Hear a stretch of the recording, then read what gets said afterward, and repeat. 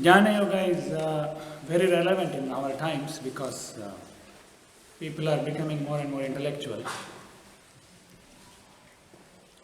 raising questions and thinking about things, analyzing.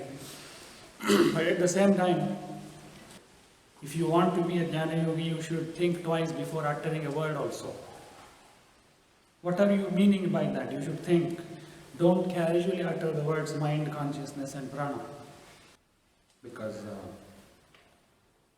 you will continue to think that you know what it means and you will go on using them. That is a human quality. Because we use a word 100 times, we start thinking we know it. Everywhere it has happened. It has happened in physics also. It has happened in any branch of science for that matter, and even in common life it has happened. For example, energy. You have heard the word energy thousands of times. Do you know what it is? You have experienced certain forms of energy, yes. Do you know energy in its full depth, entirety, what it is and what all it can do? You know Einstein.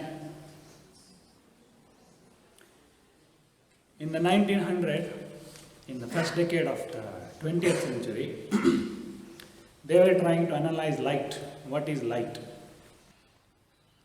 Then they came up with the concept of packets of energy. They said that light is made up of packets of energy and they called it photon.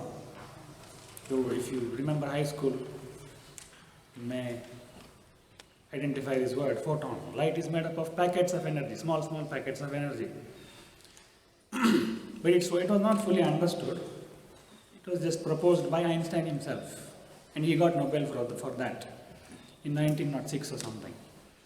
After around 40 years or so, in the 1950s, 40s or something, he made a statement. He said, several decades ago, 4 or 5 decades ago, in my paper, that photoelectric effect, the concept of photon was just given by me only. And till now, in these 4 decades, I don't know what it is. But all these new people who are coming up from college pass-outs, he says, in his own words, he says, all Tom, Dick and Harry think they know what is photon. I don't know. Einstein is saying, I don't know what it is. But just because you learn in some physics textbook, it's a photon. I know, photon.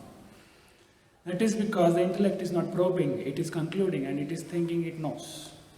Same thing is happening with consciousness also. Consciousness.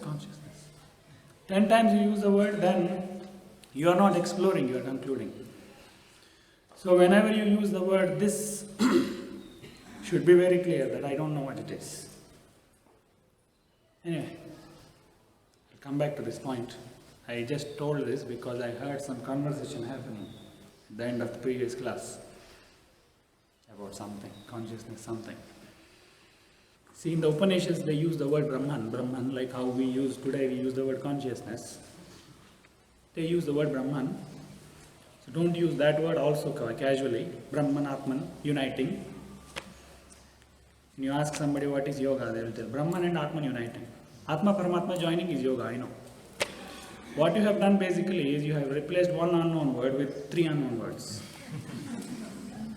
That's all has happened. So now you don't know what is Atma, you don't know what is Paramatma, and how to join them. See, definitions can always be given like that only. One word has to become more words. That's the way words work. So, why I told that is, you cannot get answer from somebody else for what is consciousness. You cannot, no matter what they explain, they will use some other unknown word. You will only think that you came to know something. It is like a blind man asking what is light. Explain to him what is light. Light is very bright. Did he understand? Light is white. You can use rhyming words, white, bright or whatever. He won't understand unless he sees it himself. The only thing you can do is teach him how he can get his eyesight. You cannot explain to him what is light. Nobody can. It has to be seen by the person himself.